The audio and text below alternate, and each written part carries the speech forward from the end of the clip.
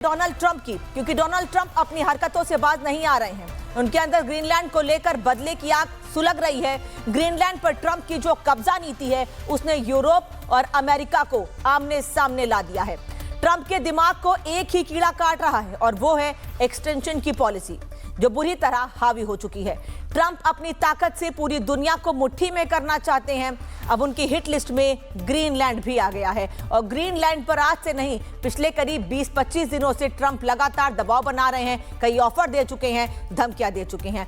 Trump किसी भी कीमत पर ग्रीनलैंड को हड़पना चाहते हैं और अब इसे लेकर यूरोपीय देशों के साथ जंग के हालात तक बन चुके हैं। अमेरिका के खिलाफ यूरोपीय देश एकजुट हो गए हैं। तो ये साफ है कि अगर ग्रीनलैंड पर दखलंदाजी बढ़ती है तो जर्मनी और ब्रिटेन जैसे देश अमेरिका पर सैन्य पलटवार करेंगे। लेकिन सवाल यह है कि अमेरिका के सामने ये देश कितना टिक पाएंगे।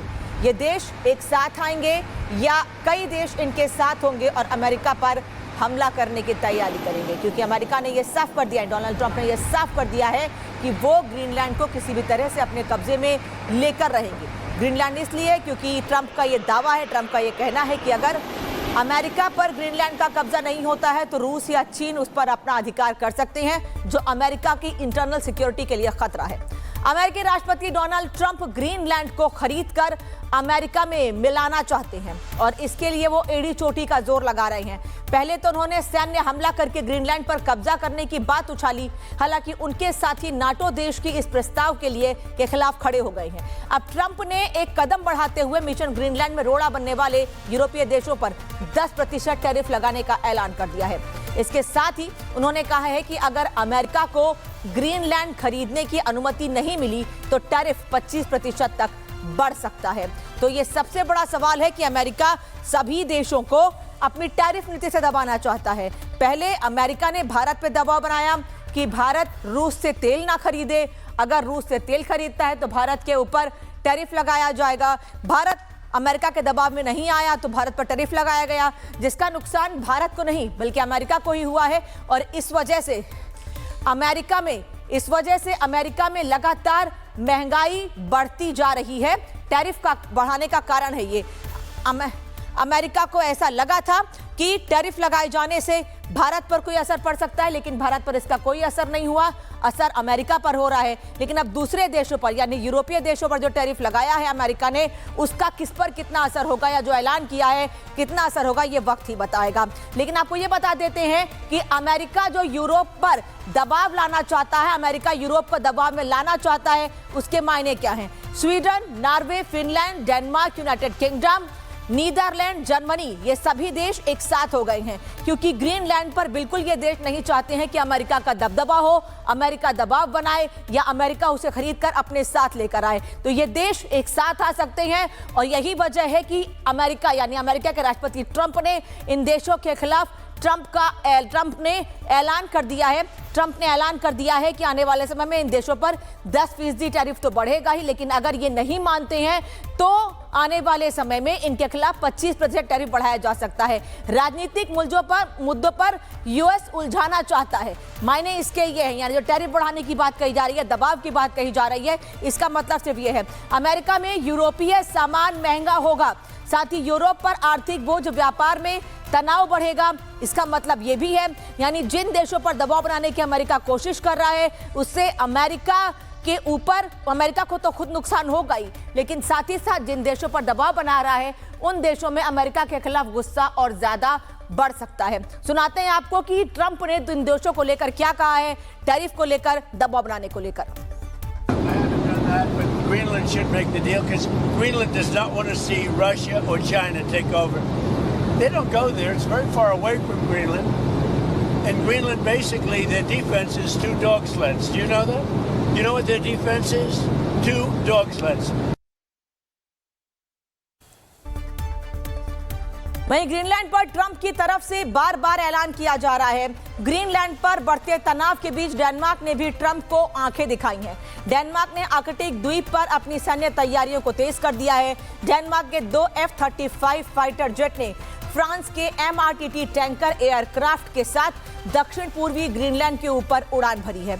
यह ट्रेनिंग मिशन ऐसे समय में हुआ है जब अमेरिका लगातार हमले की धमकियां दे रहा है। अमेरिका लगातार यह दबाव बना रहा है कि अमेरिका के रास्ते में कोई भी देश ना आए।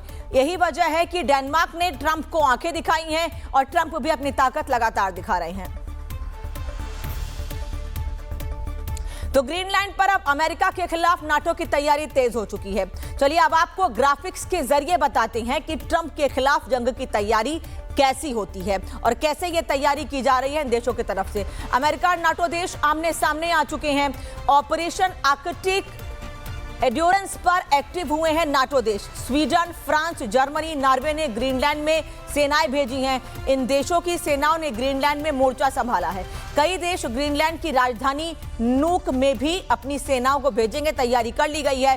डेनमार्क और फ्रांस ने यूएस के खिलाफ सैन्य अभ्यास किया है।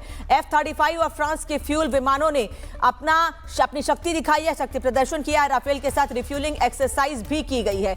एक्सरसाइज के दौरान खुद राष्ट्रपति मैक्रो मौजूद रहे। नाटो सेनाएं अब संयुक्त अभ्यास करेंगी और हमले के जवाब के लिए मिलकर तैयारी की जा रही है। यानी अमेरिका की ओर से अगर इन देशों के ऊपर दबाव बनाया जा रहा है और हमले को लेकर कोई भी कोशिश की जाती है तो नाटो देश एक साथ आएंगे और अमेरिका को जवाब देंगे। वहीं डेनमार्क को लेकर व्हाइट हाउस के डिप्टी चीफ ऑफ स्टाफ ने भी बड़ा बयान दिया है। उन्होंने कहा है कि ग्रीनलैंड की रक्षा डेनमार्क नहीं कर सकता है। सुनिए क्या कहा उन्होंने। Tiny country with a tiny economy and a tiny military. They cannot defend Greenland. They cannot control the territory of Greenland. Under every understanding of law that has existed about territorial control for 500 years, to control a territory, you have to be able to defend a territory, improve a territory, inhabit a territory. Denmark has failed on every single one of these tests. तो America ने Greenland पर अपनी नजरें इतनी टेढ़ी कर दी हैं कि कोई कुछ नहीं कर पा रहा है। यहां के रेयर अर्थ मिनरल को बचाने के लिए सारे यूरोपीय देश लग गए हैं, लेकिन ट्रंप की नजर कैसे बस इस पर टिकी हुई है। इसे पाने के लिए वो कुछ भी कर गुजरने को तैयार हैं। एक ग्राफिक्स के जरिए आपको बताते हैं। ग्रीनलैंड पर अमेरिका लगातार अपना दबाव बना रहा है। अमेरिका ग्रीनलैंड में स्थायी सैन्य मौजूदगी बढ़ाएगा, ये कहा जा रहा है। आर्कटिक अब नया कोल्ड वॉर जोन बन सकता है। यूरोपियन यूनियन अपनी आर्कटिक नीति मजबूत करेगा।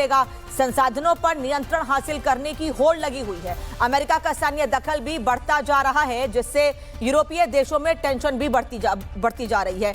आर्कटिक में यूरोपीय प्रभाव कमजोर होता जा रहा है। यूरोप का सियासी प्रभाव पर ट्रंप चोट दे रहे हैं और प्राकृतिक संसाधनों पर बाहरी नियंत्रण भी हो रहा है। और यही बात यूरोप को नागवार गुजर रही है। यही वजह है कि यूरोप अमेरिका के दबाव में नहीं आ रहा और अपनी ताकत और बढ़ा रहा है। एक तरफ जहां ट्रंप आर्कटिक में रूस चीन का प्रभाव कम करने में लगे हैं, तो दूसरी तरफ पुतिन किसी भी कीमत पर वहां अमेरिका का दखल नहीं चाहते हैं। इसके लिए उन्होंने अपनी सेना आर्कटिक में डिप्लॉय करनी शुरू कर दी है। आर्कटिक में तैनात होने के लिए रूसी एलीट कॉम्बैट डाइवर टीमों की योजना पर काम शुरू हो चुका है।